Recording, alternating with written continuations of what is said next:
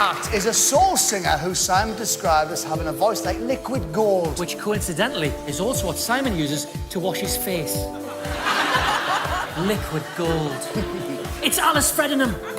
Alice Fredenham stepped onto the Britain's Got Talent stage and stole the hearts of millions of people around the world. Simon Cowell gave her one of the biggest compliments he's ever given anyone, and her audition tape remains one of the most watched in the show's history. But what Alice did after the show ended left everyone stunned. She had all it takes to become the next big thing, but she made the decision to walk away, and the reason behind this decision is far darker than you could possibly imagine. Why did Alice Fredenham abandon the spotlight when it was the brightest? You'd be shocked to hear the truth about her personal life. Alice Fredenham started out like many others chasing a dream. There was something very delicate and emotional about her that drew millions of people around the world in, but then she disappeared from the spotlight just as quickly as she rose. Although she was dubbed the liquid gold of Britain's Got Talent, Alice actually stepped into the spotlight for the very first time in 2013 on another platform, The Voice UK, at the age of 28. With nerves hidden behind eyeliner and a soft smile, she sang the jazz classic, The Lady is a Tramp. It should have been a show-stopping moment, but instead, not a single judge turned their chair for her.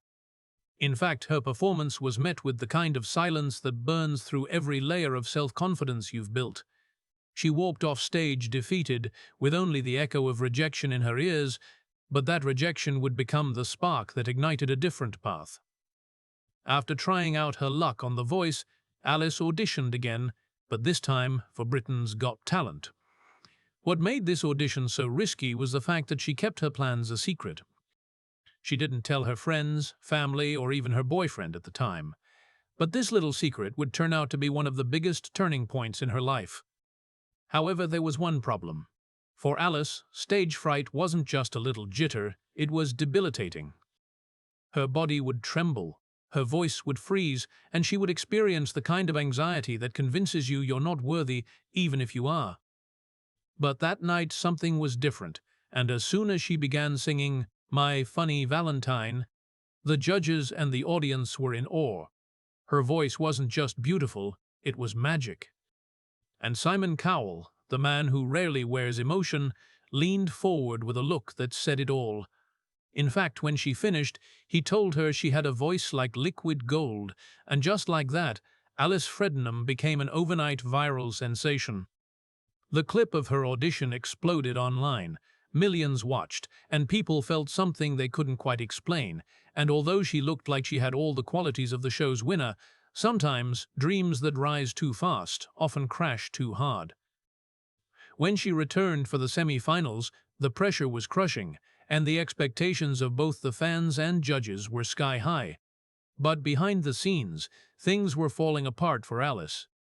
She had rehearsed one song but was suddenly asked to change it at the last minute, and that one shift threw her completely off balance. Her stage fright suddenly came roaring back. She looked visibly shaken, and her performance, while still beautiful in tone, lacked the magic of her audition. Sadly, she was eliminated, and the girl with the golden voice was gone from the stage almost as quickly as she arrived. For fans who had fallen in love with her beautiful voice, it was heartbreaking. But people weren't just disappointed, they were also optimistic about her future. After the show, fans expected to see more of her in interviews, album announcements, and even tour dates. After all, she had all the qualities of a global star. But those never came.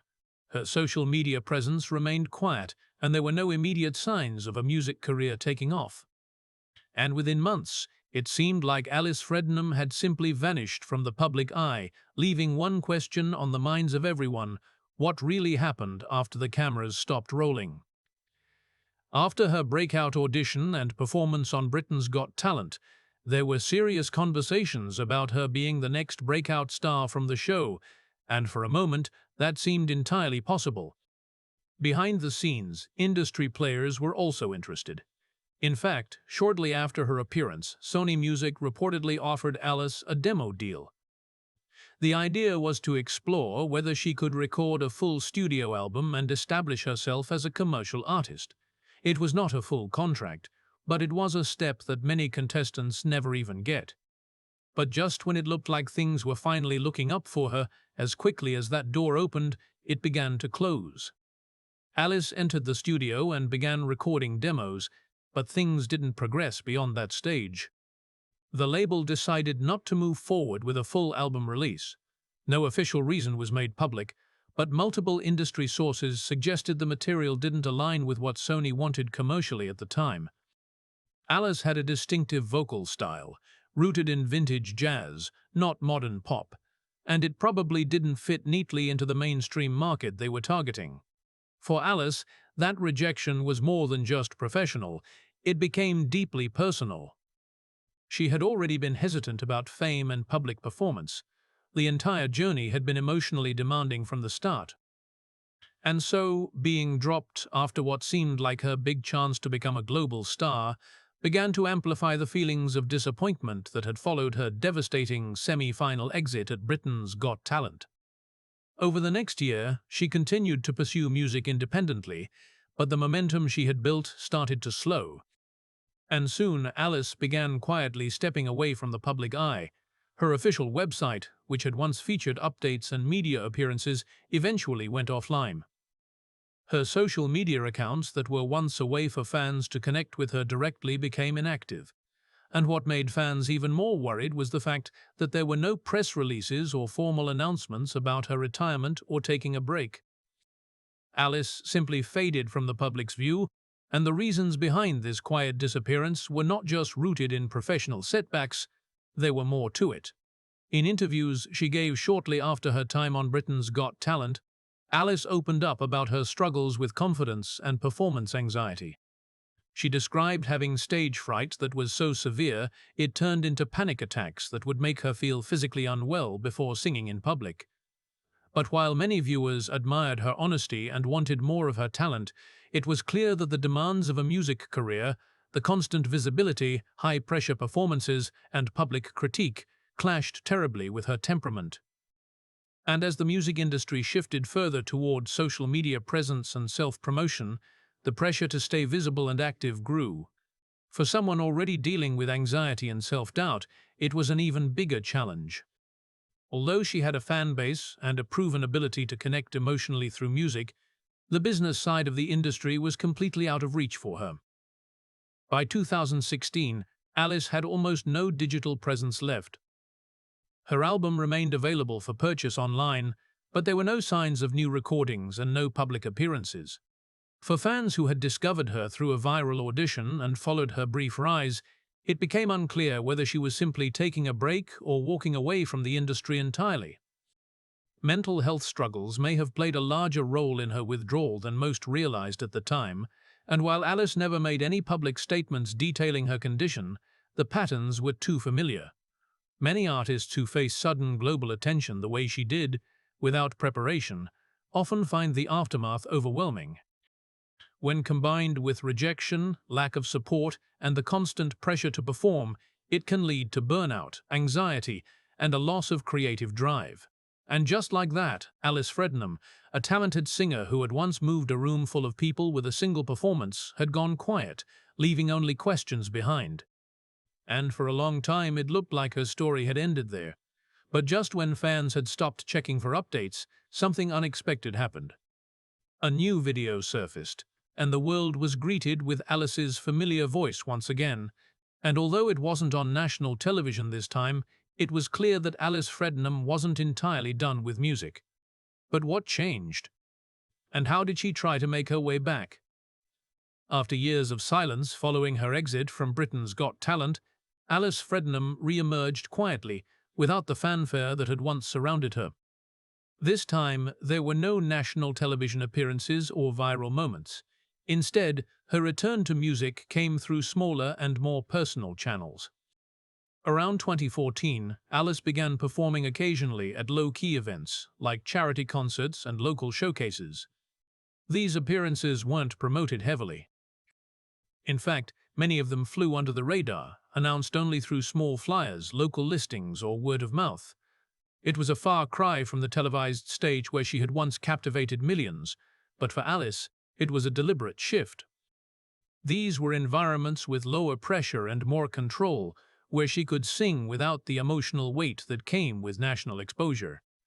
At the same time, she began exploring independent options to produce her own music. With no major label backing her after her brief deal with Sony had dissolved, Alice turned to crowdfunding. In early 2015, she launched a campaign on Kickstarter to raise funds for a debut album. The campaign goal was set at £30,000, a modest but realistic figure for a small-scale production. But to the surprise of some and the encouragement of many longtime fans, she surpassed that goal, and by the end, over £40,000 had been pledged. The success of the campaign confirmed that, despite her absence from the spotlight, there was still a core audience deeply connected to Alice Fredenham's voice, people who had not forgotten her, who were still emotionally moved by that one performance on national television, and who still believed she had something rare to offer. This wasn't just casual interest, it was loyalty, the kind that most artists struggle to cultivate even with years of consistent output. For Alice, it meant that her music had left a lasting impression, one that couldn't be erased by a lack of mainstream visibility or a withdrawal from social media. With the funds secured, Alice began working on her debut album titled Under the Covers, a carefully curated collection of jazz and soul classics. The title itself suggested something intimate and personal, almost as if the songs were being shared in the quiet of one's bedroom rather than on a public stage. She didn't try to reinvent herself or cater to the pop market. Instead, she leaned into the very thing that had made her special in the first place, her warm, vintage voice and the gentle melancholy she brought to every note. Each song was selected with care, and the arrangements were simple yet evocative, allowing her vocals to remain front and center. It was a project that stayed true to her musical identity, untouched by the gloss and noise of commercial trends. The production process was modest, done largely with independent collaborators and a small team of engineers and musicians who understood her vision. There were no superstar producers, no flashy marketing rollouts, and no high-budget music videos, and that was entirely the point. For Alice, this wasn't about chasing fame anymore. It was about authenticity, about giving something real to the people who had supported her. When Under the Covers was finally released, it quietly found its way into the hands of those who had waited patiently. Reviews on crowdfunding platforms and independent music blogs were overwhelmingly positive. Listeners praised not just the clarity of her voice, but the emotional resonance in her delivery. It felt like a private conversation set to music. Some said it was as if she were singing just for them, and in a way she was. Despite its creative success, the album didn't achieve any major commercial milestones. Without a label to push it, it never made its way onto mainstream radio or into curated streaming playlists. But that didn't matter to her most loyal fans. To them, this wasn't just an album. It was a promise kept. She had returned, however briefly, to share her voice again, and for those who had supported the campaign, it felt like a personal gift. But once the dust settled, there was little indication of what would come next. Alice did a handful of small performances, nothing televised, nothing loud. Just quiet, intimate sets in front of supportive audiences. These shows were often local, underpublicized, and sometimes even invite-only. It was clear that while she was dipping her toes back into performing, she wasn't diving in completely. Then, just as suddenly as she had reappeared, she began to retreat again. Her social media accounts, which had shown signs of renewed activity during the album's release, fell silent. Her website, used briefly for updates and fan interaction, went offline. And once again, fans were left wondering if they had witnessed her final bow. There was no announcement of retirement, no final performance, no dramatic exit. Just silence, like a curtain falling in a dimly lit room. For many artists, this kind of disappearance would be the end of the story. But with Alice Fredenham, silence didn't mean absence, it meant mystery. In the years that followed, discussions about her continued across online forums, comment sections, and music communities. Her Britain's Got Talent audition continued to rack up views, generating new fans who had no idea where she'd gone. People who stumbled upon that clip for the first time would comment things like, "Where is she now?" or "I need more of her voice." Longtime followers responded with whatever limited information they had, sharing links to under the covers, posting screenshots of old updates, and speculating on her well-being. She had become something of an enigma, a symbol of potential both realized and unfulfilled. Some fans even started petitions asking her to return to music, while others respected her choice to walk away, believing that peace and privacy were worth more than public adoration. There were even a few whispers, unconfirmed sightings, second-hand reports, claims that someone had seen her singing at a wedding or a private event. But nothing ever came from official sources, and her representatives, if she still had any, never issued statements. What did emerge, however, was a story shared by a fan online, claiming they had once sent Alice a bouquet of flowers along with a heartfelt letter thanking her for the impact of her music. Weeks later, they claimed to receive a handwritten note in return, short, sincere, and full of gratitude. The story was never verified, but it circulated widely among fan circles, seen as proof that she hadn't vanished completely, that she still read and appreciated the love her music inspired. The most compelling part of Alice Fredenham's story isn't just the meteoric rise and quiet retreat, it's the choice to leave at all. In an era when so many chase fame relentlessly, Alice chose something else. She chose herself. She chose a quieter life, one not dictated by commercial expectations or the exhausting performance of public persona.